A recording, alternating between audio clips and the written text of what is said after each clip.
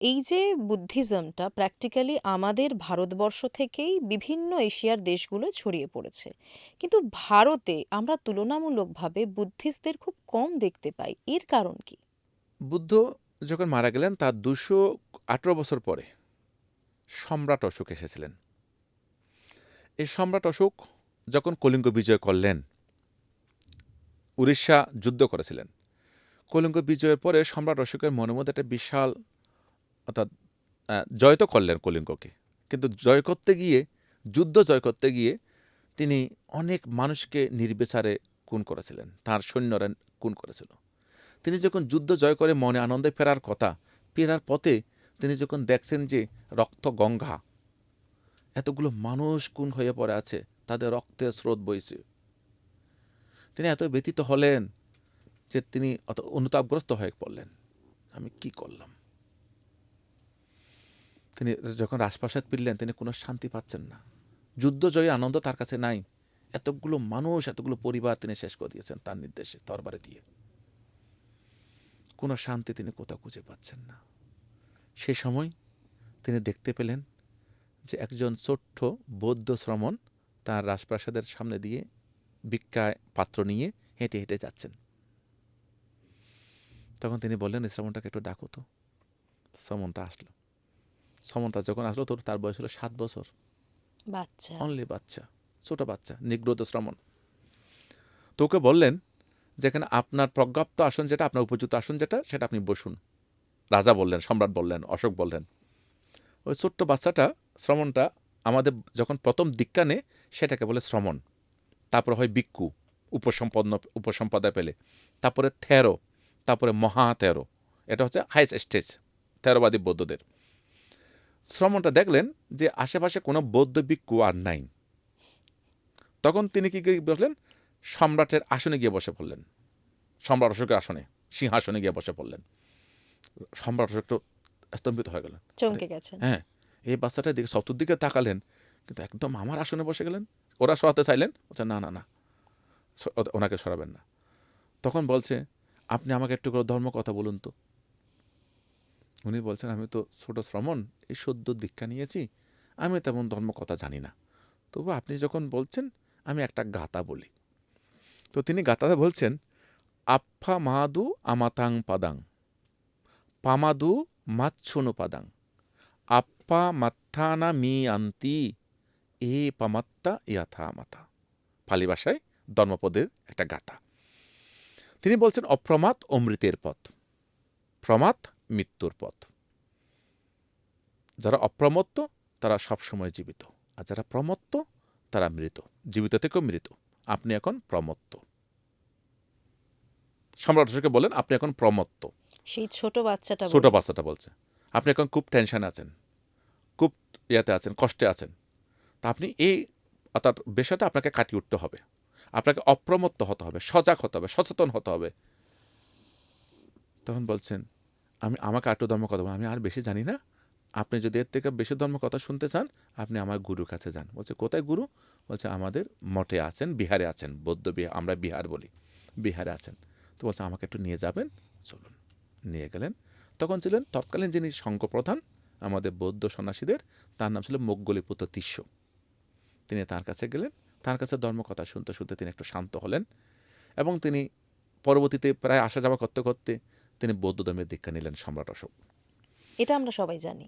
সম্রাট অশোক বৌদ্ধ ধর্মের দীক্ষা নেওয়ার পরে শুধু দীক্ষা নেননি, আপনি যে প্রশ্নটা আমাকে করলেন যে বৌদ্ধ ধর্মের কেন বিস্তার হয়েছে যেভাবে হলো, সম্রাট অশোক, আমি যেহেতু আমার পিএইচডি থিসিস হচ্ছে সম্রাট অশোকলিপি, বৌদ্ধ ধর্ম এই নিয়ে মানবাধিকার, তাই সম্রাট অশোকের লিপিটা আমার পড়া আছে। তিনি যেটা ভাবতেন, একজন প্রজারঞ্জক শাসক যেটা আমরা বলি, আমাদের মন্ত্রী বলুন, আমাদের অর্থাৎ চিফ মিনিস্টার বলুন, আমাদের প্রাইম মিনিস্টার বলুন, তারা কেমন হওয়া দরকার?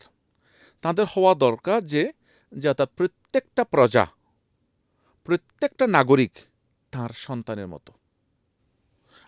আপনি আপনার সন্তানকে যেভাবে ভালোবাসবেন, আপনি আপনার ছেলে মেয়েকে, আপনার পরিবারকে যেভাবে ভালোবাসবেন, আপনার রাজ্য, আপনার দেশের মধ্যে, আপনার জেলার মধ্যে যারা আছে সবাই আপনার সন্তানবোধ, আপনার পরিবারবোধ, তাদেরকে স্নেহ করা দরকার, তাদের যত্ন দেওয়া দরকার, তাদের ভালোবাসা দেওয়া দরকার, তাদের যেগুলো অভাব অভিযোগ সেগুলো শোনা দরকার।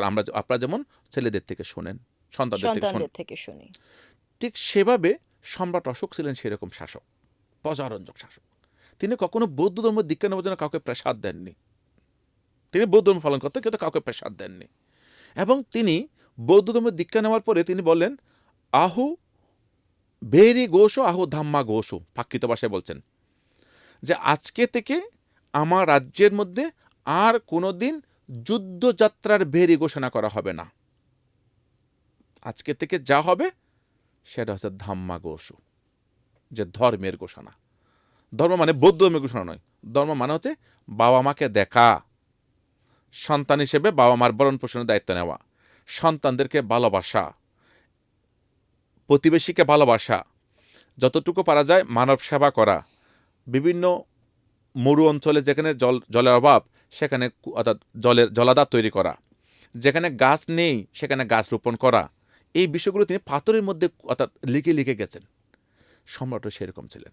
এবং তিনি বৌদ্ধ ধর্ম গ্রহণ করার পরে একটা বিহার তৈরি করেছিলেন, অশোকারাম বিহার।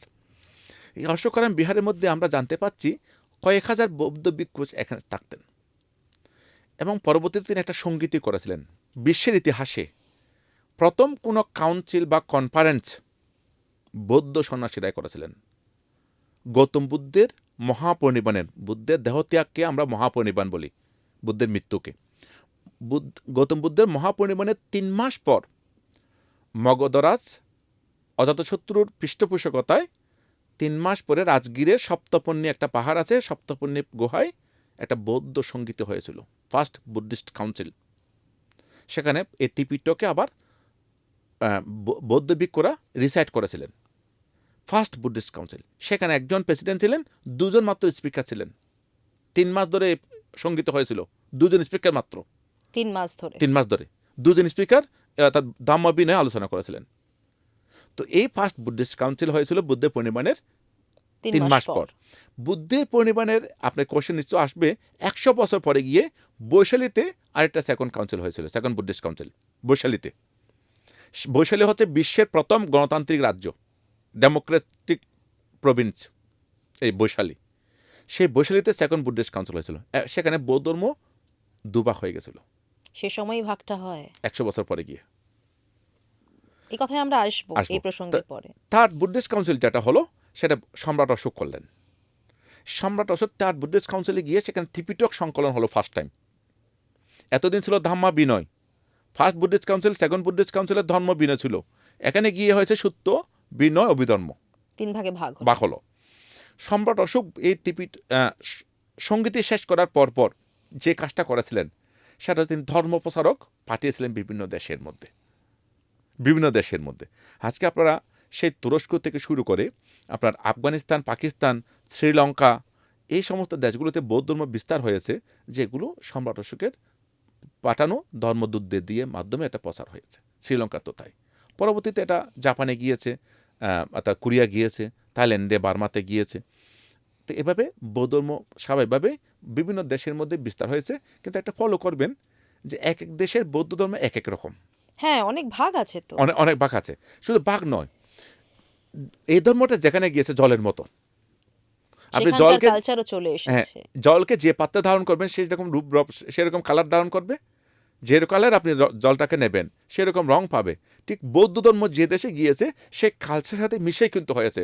আপনি চাইনিজ বুদ্ধিজম আর জাপানিজ বুদ্ধিজম এক নয়, অনেকটা আলাদা, অনেক আলাদা।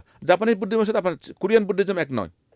তো এদের আলাদা আলাদাভাবে সেখানে প্রচার হয়েছে। তিবেতান বুদ্ধিজম আর আমাদের বুদ্ধিজম এক নয়, হ্যাঁ, অনেকটা অনেক ডিফারেন্স আছে। তো এইভাবে কিন্তু ধর্ম প্রচার হয়েছে এবং ধর্মটা সেখানে আরও বেশি পরিব্যাপ্ত হয়েছে। দুর্ভাগ্যবশত আমাদের এই প্রশ্ন সারা বিশ্বের মধ্যে করে, যে দেশ থেকে ভগবান বুদ্ধ উৎপন্ন, সত্যি সেই আপনার নেপাল বলুন, যেখানে বুদ্ধের অর্থাৎ সিদ্ধার্থ গৌতমের জন্ম, বা যেখানে বুদ্ধের জন্ম বুদ্ধগয়া বলুন, এ ভারতবর্ষ, এখানে এখন বৌদ্ধরা মিয়মান। কালক্রমে এই বৌদ্ধদেরকে নানাভাবে নির্যাতন করা হয়েছে। বৌদ্ধ ধর্মকে অর্থাৎ বৌদ্ধদের কনভার্ট হওয়ার জন্য নানাভাবে প্রেশার এসছে। প্রথমে ছিল অর্থাৎ তৎকালীন অর্থাৎ হিন্দুদের কাছ থেকে, এটা অনেক ইতিহাস আছে। পরবর্তীতে অর্থাৎ 11শো শতাব্দীতে ইকতিয়ারউদ্দিন মোহাম্মদ বখতিয়ার খিলজি যখন বাংলা আক্রমণ করলেন, যেটা আমাদের নালন্দা বিশ্ববিদ্যালয়ে যে অর্থাৎ ধ্বংস হয়েছিল, সেই সমস্ত মধ্য দিয়ে যে বৌদ্ধ ধর্ম প্রায় বিলুপ্ত হয়ে গেছে। আমি যেখানে আমার পূর্বাশ্রম, যে টাইটেল বড়ুয়া টাইটেল, এই বড়ুয়া টাইটেলটা অর্থাৎ বজ্জি যেটা বললাম বৈশালী, এই বৈশালী থেকে পরবর্তীতে ধর্ম রক্ষার্থে আমাদের পূর্বপুরুষেরা সে আরাকান হয়ে চট্টগ্রামে আশ্রয় নেয়, বাংলাদেশের চট্টগ্রামে চলে যায়। এটা কিন্তু সেই অর্থাৎ 2500 বছর আগের অর্থাৎ বৌদ্ধরা এটা কিন্তু অর্থাৎ বিভিন্ন দেশ পরিবহন করে, অর্থাৎ বিশেষ করে মায়ানমার হয়ে, বার্মা আরাকান হয়ে এই চট্টগ্রামে অর্থাৎ যেখানে সামুদ্রিক বন্দরগুলো ছিল সেগুলোতে গিয়ে ওখানে আশ্রয় নেয় এবং চট্টগ্রামে গিয়ে বৌদ্ধরা আশ্রয়প্রাপ্ত হয়। এখনো তো পার্বত্য চট্টগ্রামে প্রচুর বুদ্ধিস্ট মানুষ আসছেন। হ্যাঁ, পার্বত্য চট্টগ্রামে চাকমা, মারমা, তঞ্চঙ্গা ওরা অনেকে আছেন, পার্বত্য চট্টগ্রাম যেটা। কিন্তু আপনার সমতল এলাকাতেও চট্টগ্রামের অনেক অর্থাৎ বৌদ্ধরা আছেন। বর্তমানে বাংলাদেশের বিভিন্ন অঞ্চলে বৌদ্ধরা আছেন। প্রায় সেদিন আমি জানতে পারলাম প্রায় 1500 বুদ্ধ বিহার যে অর্থাৎ বাংলাদেশে আছে, 1500 বুদ্ধিস্ট টেম্পল। তো এটা কিন্তু অর্থাৎ খুব কম নয়, যেটা আমাদের ওয়েস্ট বেঙ্গলে তো নাই। তো বিভিন্ন দেশের মধ্যে বৌদ্ধ ধর্ম পরিব্যাপ্ত হয়েছে, কিন্তু আমাদের ভারতবর্ষে বৌদ্ধরা শূন্য প্রায়। আপনি খানিকটা দেখতে পাবেন নর্থ বেঙ্গলের দিকটায় গেলে, ওদিকেও অনেক বুদ্ধিস্ট মানুষ আছেন। হ্যাঁ, নর্থ বেঙ্গলের মধ্যে আপনি যখন দার্জিলিং যাবেন, তারপর যদি আপনি সিকিমে যান, ওটা যদি আলাদা রাজ্য, আপনি খাসিয়াং, কালিম্পং, মিরিক পাহাড়ি অঞ্চলগুলোতে এখানে কিন্তু আমাদের নেপালিজ কিছু বুদ্ধিস্ট এবং কিছু তিবেতান বুদ্ধিস্ট, যারা অর্থাৎ শেরপা, লামা, বুটিয়া, এরা কিন্তু অর্থাৎ বৌদ্ধ ওখানে অনেকে আছেন, এরকম সেক্টগুলো। আবার আপনি যখন শিলিগুড়ি, আপনার জলপাইগুড়ি, আলিপুরদুয়ার যাবেন, সেখানে কিন্তু আবার কিছুটা পাহাড়ি বুদ্ধিস্ট এবং কিছুটা সমতলে বুদ্ধিস্ট, আমাদের বড়ুয়া বুদ্ধিস্ট আছে। এবং তার সাথে সাথে বর্তমানে আমাদের বাবা সাহেব ডক্টর বি.আর. আম্বেদকর, যিনি আমাদের ভারতের সংবিধান প্রণেতা, তিনি বৌদ্ধ ধর্ম গ্রহণ করার পরে তার ফলোয়ার অনেকে কিন্তু বৌদ্ধ ধর্ম মানেন। তারও অনেকে এখন এই মুহূর্তে মালদা, মুর্শিদাবাদ থেকে শুরু করে বিভিন্ন অঞ্চলের মধ্যে এবং উত্তরবঙ্গ, আমাদের দক্ষিণবঙ্গ, বিভিন্ন জায়গায় তারও অনেকে রয়েছেন। স্বাভাবিকভাবে যেহেতু আমাদের পরম শ্রদ্ধেয় মাননীয় নোবেলজয়ী দালাই লামাজি, তার প্রভাবে এই আপনার বিভিন্ন পাহাড়ি অঞ্চলে বৌদ্ধ ধর্ম একটা পরিব্যাপ্ত আছে এবং ওখানে একটা বিকশিত আছে।